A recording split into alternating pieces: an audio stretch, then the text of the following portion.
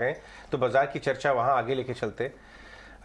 निकुंज, मेरा सवाल आपसे, सबसे पहला सवाल आज बाजार पे नहीं होगा, मुझे पूछना है आपसे कि आपने अवतार की टिकट बुक कराई क्या? आहन के साथ अब अवतार देखने जा रहे हैं इस वीकेंड में? टिकट्स नहीं मिल रही हैं साहब। अच्छा कुछ है तो दे दीजिए मुझे। मेरे एक हफ्ते पहले ही बुक करा नहीं मिल दिया, रही डिस्कस कर रहे थे, तब से एक हफ्ते पहले हमने बुक कर लिया। टिकट्स नहीं मिल रही हैं, जो शो की मैं चाहता हूँ वो नहीं मिल रही है, और जो शो की जो टिकट मिल रही है वो इतनी महंगी है कि मुझे रिस्क रिवॉर्ड वैल्यू प्रोपोर्शन नहीं मिल रही है। यहाँ भी मार्केट्स ओके। नहीं, ये काफी मतलब हमारे को बहुत पसंद आई थी फर्स्ट टाइम में भी, और बच्चे एकदम क्रेजी हो गए इस मूवी को देखने के लिए। और 4D इस बार देखिए, जब पहली बार अवतार 1 आई थी, अब इसको अंग्रेजी में अवतार बोलते हैं, हिंदी में अवतार बोलते हैं, जो भी है, उस समय और अभी में साइड स्पेशल इफेक्ट्स कितने परिवर्तित हो चुके हैं। हाँ बिल्कुल, टेक्नोलॉजी चेंज हो चुकी है। टेक्नोलॉजी के बाद जो आपको इफेक्ट्स मिलेंगे इस बार काफ़ी ज़्यादा मिलेंगे। मेरे को एक बार याद है कि इसके अंदर जब पहला इसका वर्जन आया था, उस समय काफ़ी इंडियन कंपनीज ने उसमें काम किया। हाँ, प्राइम फोकस वगैरह ने फोकस भी करती थी। इस बार मुझे नहीं पता, देखना पड़ेगा, पर ये देखना पड़ेगा कि एनिमेशन जो है, ये एनिमेशन का जो बैक ऑफिस है इस बार इंडिया से कितना, ये अच्छी सवाल इस समय काम हुआ, इस पे हम काम करते हैं। विक्रम बता रहे थे कि अब नॉन प्राइम फोकस भी ये लोग भी काफी डाइवर्सिफाई करके, बट इंडियन हैंड है इसके अंदर एक कंट्रीब्यूशन तो है। लेकिन आगे जाते हैं, यहाँ पे एक और नया अवतार मार्केट ने ले लिया है, वो मंदी का अवतार। इनफैक्ट हॉकिश कमेंट्री जो फेड की आई थी, वो कल जब हम बात कर रहे थे कि इन्होंने एक बॉल को जो है सरका दिया। लगार्ड मैडम ने भी कल रात में बाजार को डराने वाली कमेंट्री दी। तो ये नीचे डाउनसाइड खुल रहा है, इसको आप कैसे देख रहे हैं? मार्केट मुझे अच्छा नहीं लग रहा है, हो सकता है मैं गलत हूँ, और ये मेरा पर्सनल व्यू है।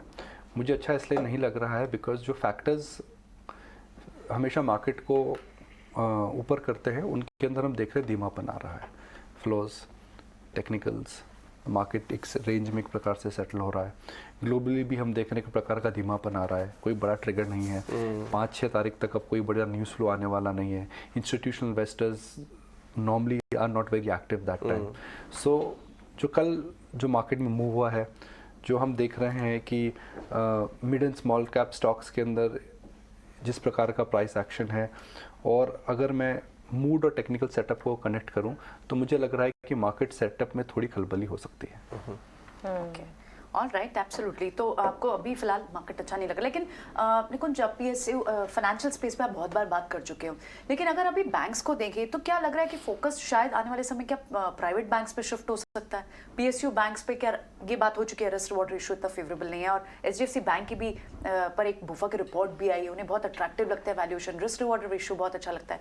तो क्या फोकस प्राइवेट स्पेस बैंक्स पे ज़्यादा हो सकता है? नहीं, देखिए, हमने जो डेटा निकाला है, और हम डेटा की बात करते हैं कि UCO bank, central bank, bank of Maharashtra, ये जो छोटे पीएसयू बैंक्स हैं, इनके अंदर वॉल्यूम एक्शन किस प्रकार का है। मैं सुबह डेटा देख रहा था, अभी अंग्रेजी चैनल पे हम बात कर रहे थे कि यूको बैंक का जो फ्री फ्लोट है वो करीब 5-5.5% है।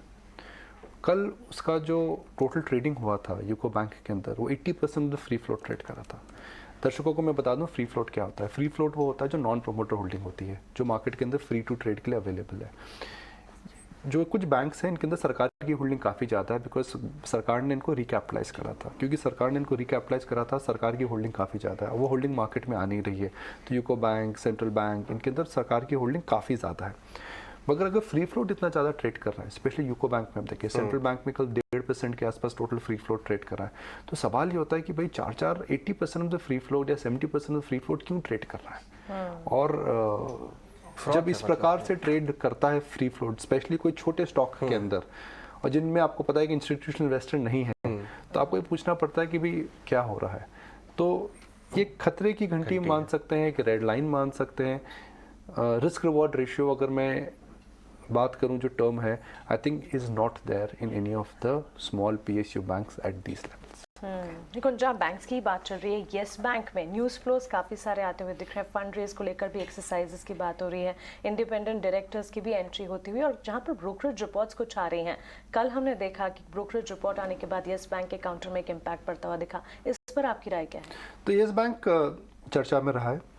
इसके अंदर हमने देखा कि दिसंबर को जो मैंने डायरेक्टर्स ऑफ फायर करे, दिसंबर के महीने के अंदर अचानक उछाल आया था। एक प्रकार का लैगार्ड बैंक था, पूरा का पूरा बैंकिंग सेक्टर री रेट हो गया। मगर इसके अंदर जो आप देखें, पूरे ईयर का ग्राफिक अगर आप देखें, डायरेक्टर साहब दिखाएंगे कि एक ईयर का ग्राफ अगर आप देखें इसके अंदर, तो पूरे ईयर के अंदर साहब कल का ग्राफ है, अगर आप देखें तो इसके अंदर दिसंबर के महीने के अंदर अचानक उछाला है।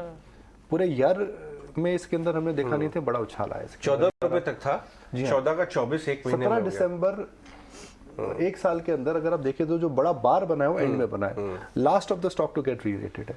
मगर येस बैंक का जो बैंकिंग बिजनेस है वो वर्क इन प्रोग्रेस है। एनपीएस कम हो रहे हैं, कैपिटल एलोकेशन आ रहा है, ग्रोथ वापस आ रही है, तो FY24 FY25 तक ग्रोथ आएगी।